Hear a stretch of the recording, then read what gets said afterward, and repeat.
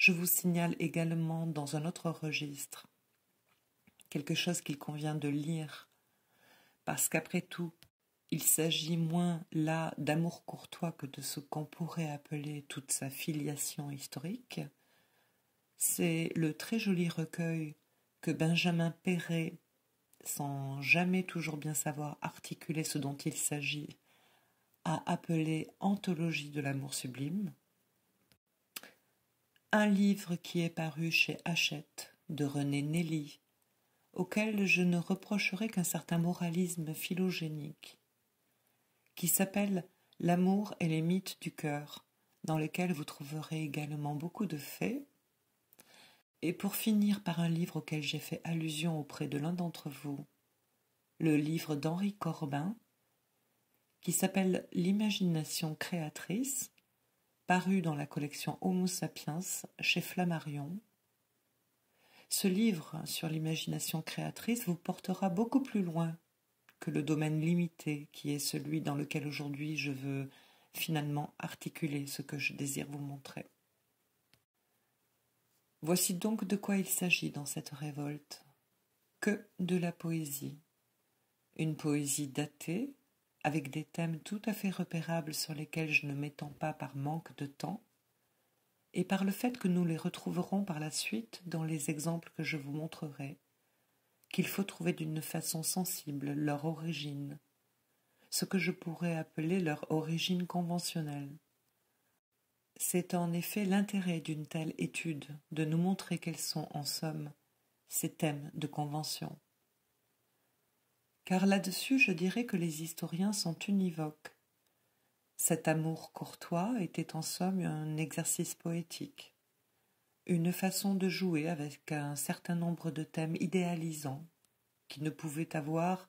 si l'on peut dire, aucun répondant concret réel à l'époque où ils fonctionnaient. Néanmoins, ces idéaux, au premier plan desquels est l'idéal de la dame comme tel, avec ce qu'ils comportent et que je vais vous dire maintenant, sont ceux qui se retrouvent dans des époques ultérieures et, jusqu'à la nôtre, voient leur incidence tout à fait concrète dans l'organisation sentimentale de l'homme contemporain, et en somme, y perpétuent leur marche, qu'il faut reconnaître comme une marche,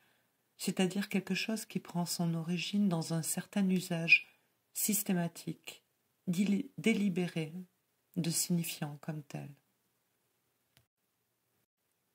Tous les efforts qui ont été faits, en effet, pour montrer, par exemple, la parenté de cet appareil, de l'organisation de ces formes de l'amour courtois, avec je ne sais quelle intuition de sources religieuses, mystiques par exemple, de quelque chose qui se situerait quelque part en ce centre qui est visé, en cette chose qui est là, exaltée au sens de l'amour courtois. Ce sont des tentatives, l'expérience l'a montré, vouées à l'échec. Il y a en effet certaines parentés apparentes dans ce qu'on peut appeler l'économie de cette référence du sujet à l'objet de son amour, qui apparaissent dans des expériences mystiques étrangères par exemple. On l'a souligné et c'est pour cela que je vous donne à lire le livre d'Henri Corbin. Voire hindoue, voire tibétaine. Chacun sait que Denis de Rougemont en fait grand état. Néanmoins, ce qui apparaît, c'est qu'il y a de très grandes difficultés, voire des impossibilités critiques, si l'on peut dire, à articuler, pour des raisons par exemple aussi simples que des raisons de date. Certaines analogies qui sont mises en évidence entre certains poètes de la péninsule ibérique, musulmans par exemple, les choses dont il s'agit dans la poésie arabe, sont postérieures à ce qui se présente dans la poésie de Guillaume de Poitiers. Ce qui se présente à nous, au contraire, et de la façon la plus claire, c'est que du point de vue de la structure, nous pouvons dire qu'en somme, à cette époque, une activité qui est à proprement parler une activité de création poétique exerce une influence déterminante, mais secondairement, je veux dire dans des suites historiques, sur les mœurs même, à un moment où l'origine, où les maîtres mots de la chose seront oubliés, mais que nous ne pouvons juger de la fonction de cette création sublimée que dans des repères de structure. Ici, l'objet, nommément l'objet féminin, dont je vous ai déjà dit qu'il s'introduit déjà par cette porte très singulière de la privation, de l'inaccessibilité, et la dame à laquelle il se voue, quelle que soit d'ailleurs la position sociale de celui qui fonctionne. Quelquefois, il y en a qui sont à des niveaux populaires, qui sont quelquefois sortis des serviteurs, des servants de tel lieu qui est celui de leur naissance. Bernard de Ventadour, par exemple, était le fils d'un servant au château de Ventadour, dont le titulaire, Èble de Ventadour, était lui aussi un troubadour. Quelle que soit la position de celui qui se trouve en position de chanter l'amour dans un certain registre, l'inaccessibilité de l'objet est posée là au principe. Je veux dire qu'il n'y a pas possibilité de chanter comme telle la dame dans sa position poétique, si ce n'est dans ce présupposé d'une barrière, de quelque chose qui l'isole et qui l'entoure. D'autre part, cet objet, la domnéie comme on l'appelle, mais dont il est bien remarquable que tellement fréquemment, dans ce qui lui est adressé,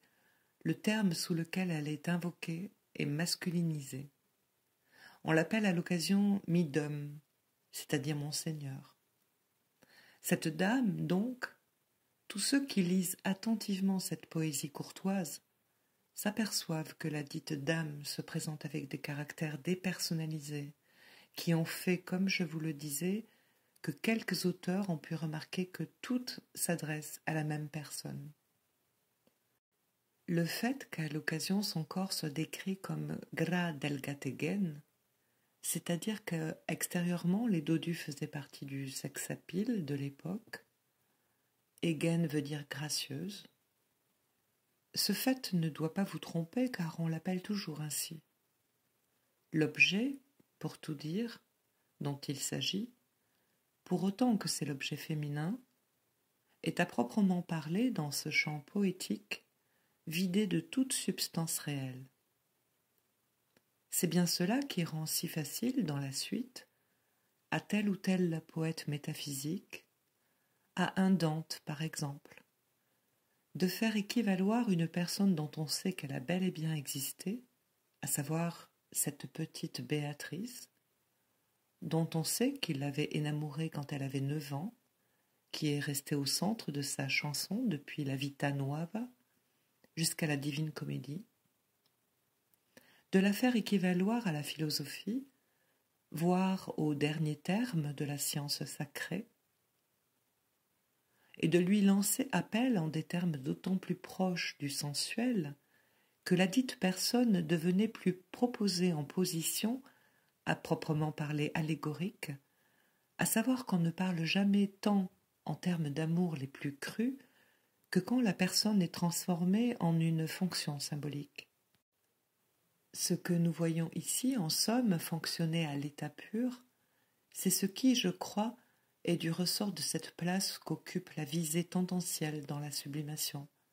C'est à savoir ce point central où ce que demande l'homme, ce qu'il ne peut faire que demander,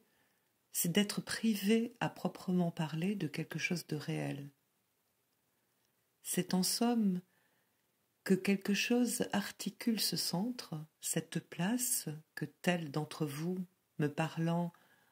appelait d'une façon que je trouve assez jolie et que je ne répudie pas expressément, bien que, vous allez le voir, ce qui en fait le charme, ce soit en quelque sorte une référence presque histologique, c'est ce que celui qui s'adressait à moi parlant de ce que j'essaie de vous montrer dans Das Ding, appelait la vacuole. C'est bien en effet de quelque chose de cet ordre dont il s'agit, pour autant, si vous voulez, que dans une cellule primordiale, nous nous laissons aller à cette sorte de rêverie des plus scabreuses, qui est celle de certaines spéculations contemporaines, qui nous parlent de communication à propos de ce qui se transmet organiquement à l'intérieur d'une structure organique.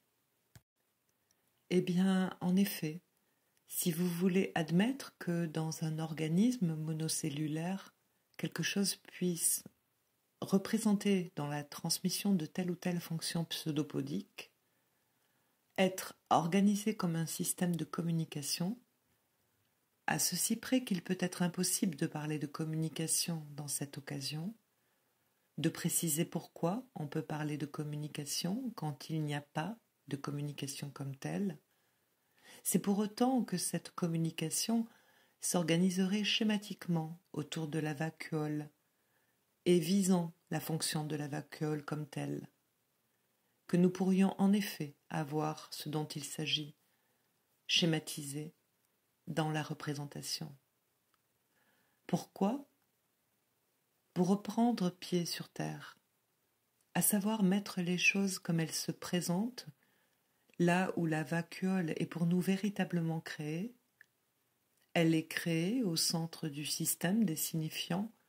pour autant que cette demande dernière d'être privée de quelque chose de réel est ce qui est essentiellement lié à cette symbolisation primitive qui est tout entière dans la signification du don d'amour. À cet égard, je n'ai pas pu au passage ne pas être frappé du fait que, dans la terminologie de l'amour courtois, le terme de domnai est employé, dont le verbe vient d'être domnoyer, qui a un tout autre sens que celui de se donner,